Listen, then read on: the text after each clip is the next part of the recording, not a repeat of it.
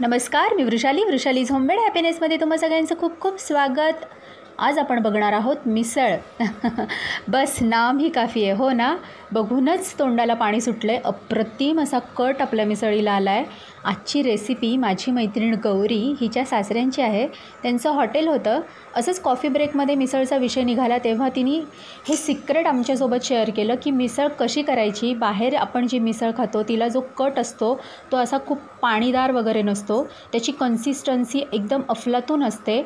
तिने जेव्हा आमच्यासोबत ही रेसिपी शेअर केली तेव्हा आम्हाला समजलं की अरे हे असं असतं, त्यामुळे बाहेरची मिसळ इतकी चविष्ट लागते। तीच सेम टू सेम रेसिपी आज मी तुमच्या सगळ्यांसोबत शेअर करणार आहे। जबरदस्त अगदी सोप्या 2 टिप्स आहेत। व्हिडिओ शेवटपर्यंत नक्की बघा।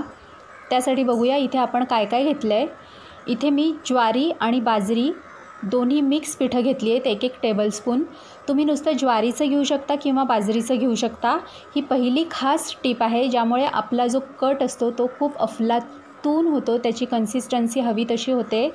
मोहरी, जिरे, खडे मसाले मी कमी घेतलेत कारण मी मिसळ मसाला वापरणार आहे, त्यामुळे मी जास्त खडे मसाले घेतले नाही आहे। 1 जायपत्री, 2 वेलची, धने, जिरे, 4-5 लवंग, 4-5 मिरे हा मिसळ मसाला, दोन्ही प्रकारची तिखटं, हिंग, हळद, खसखस नक्की घ्या, त्याने चव खूप अप्रतिम येते। खोबऱ्याचा पाव तुकडा घेतला आहे मी इथे, सुकंच खोबरं घ्यायचं आहे आपल्याला। लसूण पाकळ्या, लसूण भरपूर घालायचा आहे। आले, लाल मिरच्या सुक्या, लिंबू, कांदा, हिरव्या मिरच्या, कढीपत्ता, हे सगळं कशासाठी हे मी नंतर सांगीनच। इथे मी घरी भिजवून मोड आणलेली मटकी घेतली आहे। तुम्ही बाहेर रेडीमेड जी मोड आलेली मटकी बाजारात मिळते ती घेतलीत तरी चालेल। ही वजनी 200 ग्रॅम आहे। 200 ते 250 ग्रॅम मटकी 4 लोकांसाठी पुरेशी होते। आता सगळ्यात पहिले आपण ओलं वाटण कसं करायचं ते बघूया। ओलं वाटण हे फार महत्त्वाचं आहे ह्या मिसळीसाठी, त्यानेच खूप खास अशी चव येते आपल्या मिसळीला। सगळ्यात पहिले आपण कांदा आणि खोबरं मी डायरेक्ट गॅसवर भाजून घेते। तुम्हाला जर डायरेक्ट गॅसवर भाजायचं नसेल तर तुम्ही खोबऱ्याचे काप करून ते भाजून घेऊ शकता कढईमध्ये, पण चवीमध्ये खूप फरक पडतो। गॅसवर डायरेक्ट भाजलेलं आणि कढईत आपण जे थोडंसं तेल वगैरे टाकून भाजतो त्या चवीत आणि डायरेक्ट भाजलेल्या खोबरं आणि कांद्याच्या चवीमध्ये खूप फरक असतो। त्यामुळे एक दिवस हरकत नाही की तुम्ही गॅसवरच भाजा। ज्यांच्याकडे चूल आहे त्यांना तर प्रश्नच नाही, त्याची तर चव अप्रतिम येते। आता सगळ्यात पहिले आपण मटकी स्वच्छ 2 ते 3 पाण्याने धुवून घ्यायची। ही मी घरी भिजवलेली मटकी आहे तरी मी धुवून घेतली आहे। तुम्ही जर बाहेरून मटकी आणली तर ती मिठाच्या पाण्यातच धुवा। आता इथे मी मीठ, हळद टाकून ही शिजवून घेणार आहे। तुम्हाला जर पातेल्यात शिजवायची नसेल तर तुम्ही कुकरमध्ये फक्त 1च शिट्टी करून शिजवा, कारण खूप गाळ शिजलेली मटकी मिसळीला अजिबात छान लागत नाही। मी तर असं पातेल्यातच शिजवते जेव्हा मिसळ करायची असेल तेव्हा। आता हे जे खडे मसाले आहेत ते अगदी 1 मिनिटभर आपल्याला परतायचे, खूप जास्ती आपल्याला ते परतायचे नाही आहेत कारण नंतर तेलात आपण ते खमंग भाजणार आहोतच। त्यामुळे मी फक्त एक सुवास आला ह्याचा सगळ्याचा परतताना की लगेचच गॅसची फ्लेम ऑफ करणार आहे। तुम्ही बघू शकता अगदी थोडंसं तेल घालून मी सगळं एकत्रच भाजलं आहे। तुम्हाला जर वेगवेगळं भाजायचं असेल तर तुम्ही तसं भाजलं तरी चालेल। आता ते थंड व्हायला ठेवून देऊ, तोपर्यंत बटाट्याच्या भाजीसाठी आपण बटाटे उकडून घेऊ। कांदा इथे आपण चिरून घेऊ। कांदा आपल्याला नंतर मिसळीवर लागणार आहे। मस्त कांदा, कोथिंबीर, लिंबू अप्रतिम लागतं मिसळीवर। असं बारीक कांदा आपल्याला चिरून घ्यायचा आहे, तुम्ही चॉपरमध्ये चॉप केलात तरी चालेल। खोबरं छान खरपूस भाजलं गेलं आहे आपलं। खोबऱ्याचेही काप करून घ्यायचे तसे बारीक बारीक पातळ, आणि जो खूप जास्ती भाजलेला काळपट भाग होता तो मी काढून टाकला आहे, नाहीतर तो कडवट लागतो चवीला, त्यामुळे तो घ्यायचा नाही आहे आपल्याला। आता आधी आपण बटाट्याच्या भाजीचं वाटण करून घेऊ। त्यासाठी 4 हिरव्या मिरच्या, 2-3 लसूण पाकळ्या, आलं, कढीपत्ता, कोथिंबीर मी सगळं बारीक वाटून घेतलं आहे। त्याच मिक्सरच्या भांड्यामध्ये आता आपण मिसळीचं आपलं ओलं वाटण करून घ्यायचं आहे। त्यामध्ये आपण मिसळ मसाला मी त्यामध्येच ॲड करणार आहे। तुम्हाला जर तो फोडणीत घालायचा असेल तर तुम्ही तेव्हा घातलात तरी चालेल। आणि अजून एक महत्त्वाची टीप, जेव्हा आपण खोबरं बारीक करतो तेव्हा त्याच्यामध्ये मीठ घालायचं, म्हणजे हे बघू शकता तुम्ही कसं लोण्यासारखं आपलं वाटण झालं आहे। अतिशय मस्त मऊ आपलं वाटण तयार झालं आहे। कट आता मिसळीचा आपल्याला करायला घ्यायचा आहे। त्यासाठी खोल अशी कढई किंवा पातेलं त्यामध्येच कट करायचा, म्हणजे तो छान मस्त खळखळ आपल्याला उकळता येतो। तेल आपलं तापलं आहे, तेल जरा जास्ती घ्यायचं मिसळीसाठी, छानच लागतं. एक दिवस डाएट थोडंसं बाजूला ठेवलं तर चालेल असं मला वाटतं. तेल आपलं छान तापलं आहे, मोहरी तडतडली आहे. लगेचच त्यामध्ये ज्वारी बाजरीचं पीठ अगदी मिनिटभर परतून घ्यायचं आहे. लगेचच आपल्याला हिंग, हळद दोन्ही प्रकारची तिखटं, काश्मीरी आणि साधं, तेही मिनिटभर परतायचं. त्याचा छान स्वाद उतरतो पदार्थामध्ये. नेहमी सांगत असते मी तुम्हाला. साखर दुसरी जी खास टीप आहे, साखर अगदी चिमूटभर आपल्याला फोडणीत घालायची आहे. त्याने छान तवंग येतो. कढीपत्त्याची पानं मी इथे घातली आहेत. कांदा खोबऱ्याचं ओलं वाटण मी इथे ॲड केलं आहे. ते छान व्यवस्थित आपल्याला परतून घ्यायचं आहे. खूपच कोरडं वाटत असेल तर थोडं पाणी त्यामध्ये घातलं तरी चालेल. असं तेल सुटायला लागेपर्यंत आपल्याला हे परततच राहायचं आहे. छान तेल सुटतं त्याला, खोबऱ्याचंही तेल त्याला सुटतं आणि आपण जे घातलेलं आहे तेही आपण थोडं जरा जास्तच प्रमाणात घालतो. अतिशय सुंदर कट आपला तयार होतो आणि इतका सुगंध दरवळतो आहे. खूप मस्त सगळ्या मसाल्यांचा इतका छान सुवास येतो आहे की तुम्ही जेव्हा कराल तेव्हा तुमच्या लक्षात येईलच. नक्की ह्या पद्धतीने तुम्ही एकदा मिसळ करून बघा, नेहमी करत राहाल. आता जे मटकी शिजलेलं पाणी आहे तेही आपण ह्यामध्येच घालायचं आहे. मी डायरेक्टच घातलं आहे.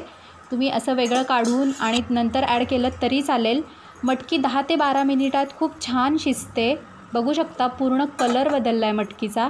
अशी थोडीशी दाबून पण बघायची म्हणजे आपल्याला समजतं की मटकी किती शिजली आहे. ते ओव्हरकुक आपल्याला मटकी अजिबात करायची नाही आहे. जसं जसं हे उकळेल कट तसं तसं त्याला छान तवंग येईल. कट आता हा असाच आपल्याला 15 ते 20 मिनिट छान उकळू द्यायचा आहे. त्यामध्ये आपण थोडीशी उकडलेली मटकीही ॲड करायची. मटकी मी परतून घेत नाही, आमच्याकडे उकडलेली आवडते. त्यामुळे तुम्हाला जर परतलेली मटकी आवडत असेल तर थोडंसं तेल, हळद, हिंग हे घालून तुम्ही परतू शकता. 5 ते 6 चमचे मी उकडलेली मटकी ह्यामध्ये ॲड केली आहे. छान लागते. आता आपला कट तयार होतो आहे तोपर्यंत आपण बटाट्याची भाजी करूया. ऑलमोस्ट आपला कट झालेलाच आहे. आता फक्त उकळला की सगळे स्वाद त्यामध्ये उतरतील आणि अशी भन्नाट चवीची आपली मिसळ तयार होईल. इथे मी उकडलेले 2च बटाटे घेतलेत. ते मी चिरून घेणार नाही आहे. असं तुम्ही हाताने जरी ते क्रश केले तरी चालतील. भाजी मी एकदम सोप्या पद्धतीने करणार आहे. मला ते खूप सोपं वाटतं. तीच पद्धत मी शेअर करते.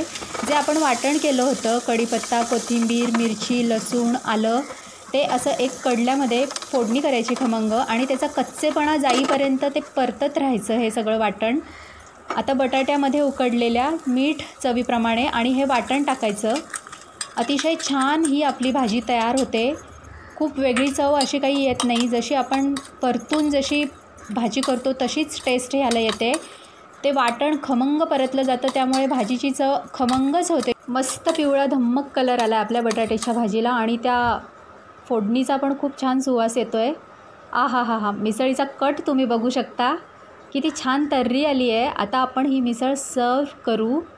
सगळ्यात पहिले बटाट्याची भाजी, त्यानंतर उकडलेली मटकी. तुम्हाला मटकी फ्राय करून घ्यायची असेल तर तुम्ही ती फ्राय करून घेऊ शकता. मी उकडलेलीच मटकी इथे घेणार आहे. मस्त 2-3 चमच्या आवडीप्रमाणे तुम्ही मटकी ह्यामध्ये ॲड करू शकता. अप्रतिम सुगंध दरवळतो आहे पूर्ण घरभर. नक्की ह्या पद्धतीने तुम्ही मिसळ करून बघा. खूप छोट्या छोट्या पण इतक्या इफेक्टिव्ह 2 टिप्स सांगितलेल्या आहेत. ज्वारी बाजरीचं पीठ आणि चिमूटभर साखर, त्याने खूप फरक पडतो. हे आपण जेव्हा करतो तेव्हा आपल्याला लक्षात येतंच. सगळ्यात महत्त्वाचा रोल आपला फरसाणचा सुद्धा आहे मिसळीसाठीचा. गोड फरसाण आपल्याला मिसळीसाठी अजिबात घ्यायचं नाही आहे. कारण जर गोड फरसाण आपण मिसळीसाठी घेतलं तर ती झणझणीत चमचमीत मिसळीची सगळी मजा निघून जाते.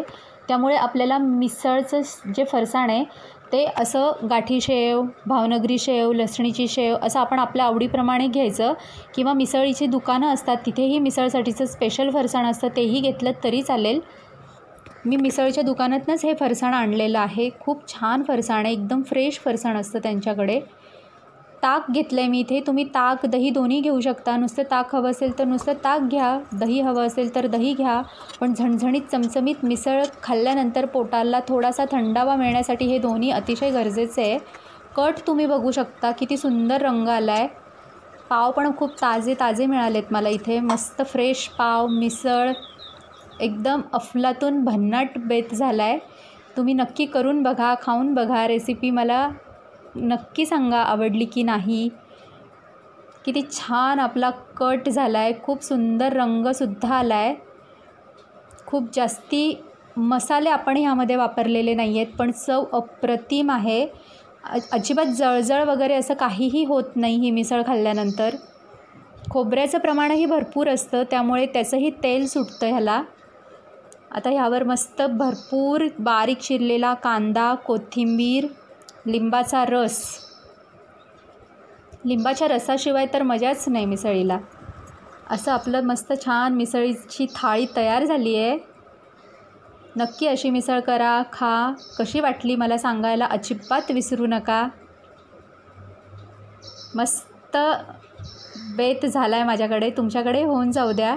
सगळ्यात महत्त्वाचं, व्हिडिओ शेवटपर्यंत बघितलात त्यासाठी खूप खूप धन्यवाद. भेटूया नेक्स्ट रेसिपीत. तोपर्यंत बाय.